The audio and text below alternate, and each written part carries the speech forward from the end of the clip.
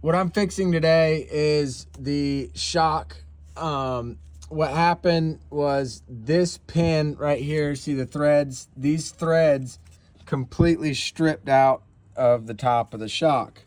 And I was able to basically put Band-Aids on this, you know, filling it with tin cans to help the threads regrip, Loctite, you know, other odds and end things.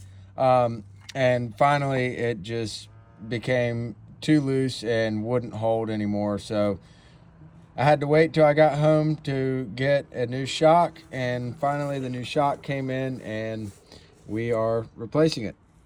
So hopefully the new one, they fixed that problem. We shall see.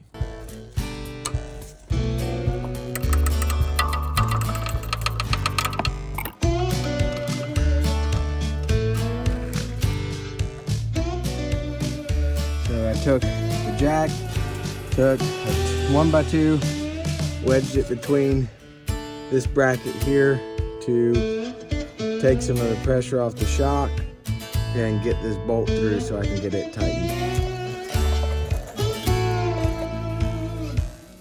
Press the shock so that this pin went through so I can thread the nut on top of there and the nut washer and bushing, and then I will hook up the reservoir up here.